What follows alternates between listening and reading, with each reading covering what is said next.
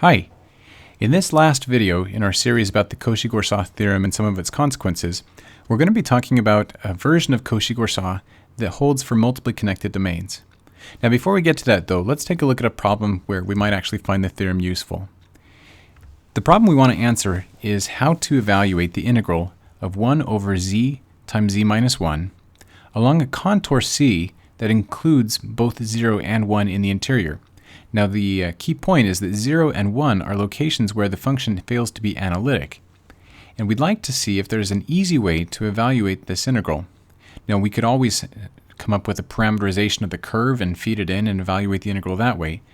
But if this problem will be like any of the problems we've seen in the previous videos, there's probably a simple answer, possibly involving a 2 pi I or something like that.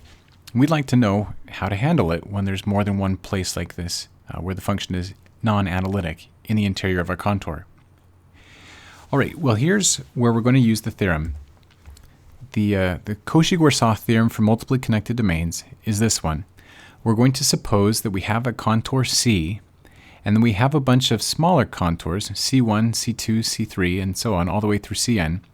These contours are assumed to be simple closed curves.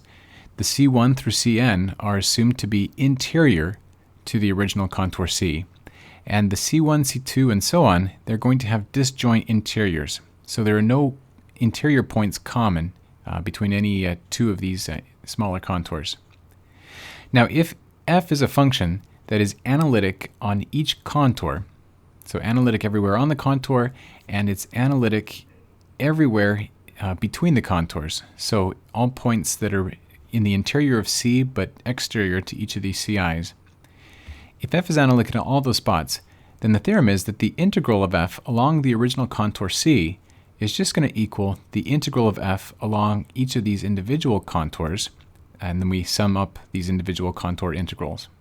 Now we're assuming in this expression here that the orientations of each of these contours are in the positive direction. Now, how would we go about proving this? Well, if you're looking at the picture on the right, you'll see that we're going to use an idea that was very similar to the idea we used in talking about the deformation of contours principle. We're going to imagine a single contour, and in order to get that single contour, we're going to imagine taking a line segment from the contour C to each of these smaller contours, C1, C2, and C3, and with these bridges in place, we'll form sort of a super contour that travels along C until it gets to a bridge, travels along the bridge to the smaller contour, C1, and then is going to travel along C1, but this time in the clockwise direction, before it heads back along the bridge to C, resumes its path until it gets to the bridge to C2 or C3. We're going to travel along the bridge, travel along the smaller contour in the clockwise direction, back out, and then continue, and we'll keep doing this until we get back to our original starting point on C. Now, when we do that, hopefully you can see that the region enclosed by this super contour is simply connected. It's as if we took the holes in our original contour C and we kind of snipped them with scissors, that's what these bridges represent, so that the interior is now simply connected. There are no holes that lie in the interior of this super contour. Now because the function was analytic everywhere on these contours and was assumed to be analytic every place in the interior of this region we've traced out, the Cauchy-Goursat theorem says that the overall contour integral should be 0. But remember that the overall contour is formed by integrating along C, integrating along these bridges once in each direction, and then integrating along each of the curves CI in the clockwise direction, which is the opposite of the positive direction. That means that the total value of 0 must equal the integral along C minus the sums of all the integrals along the individual C sub i's.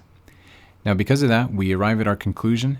The integral along the outer contour C must be the sum of the integral along all of the inner contours. Now how would we actually use this? Well, let's suppose that we go back to our original problem. We wanted to know what the value of the value of the integral was along a contour that included both the places 0 and 1. Now, using our theorem, I'm going to just draw a small circle C1 and a small circle C2 around the points 0 and 1 individually.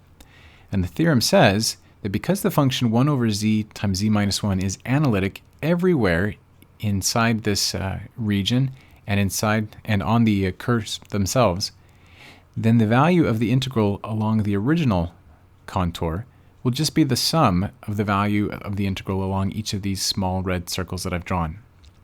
Now we're going to use that fact. We're also going to use the fact that we can write 1 over z times z minus 1 in a broken up form involving partial fractions. And we'll see that the integral is going to be the sum of these 4 integrals. We've got the integrals along the 2 small circles, and then each of those integrals has been broken up using the partial fractions. Now, as we look at the original problem, we were trying to find the integral of 1 over z times z minus 1. Now, each of c1 and c2 is a simple closed contour, and the function that we find is going to be analytic everywhere on those small contours. In fact, as I look at c1 is a small circle centered at 0. I'll see that the function 1 over z minus 1 is analytic everywhere except at the point z equals 1, but z equals 1 is not contained inside the contour c1. So the Cauchy-Goursat theorem will tell me that this integral will evaluate to 0. And similarly, if I were to take a look at 1 over z, evaluating along the circle centered at c1, our rule that we established in the previous video tells me that this integral will evaluate to 2 pi I. Continuing along with these other integrals, we get a total integral equal to 0. Now, you may wonder whether we'll always get a contour integral with a value of 0 when we have multiple places where the function is non-analytic, and you may want to pay attention to that as we go along through the rest of the section and through the following chapters. But for our purposes, we just want to make note that we used this fact, the Cauchy-Goursat theorem for multiply connected domains, and it allowed us to take our integral and split it up into simple integrals that we already had rules for.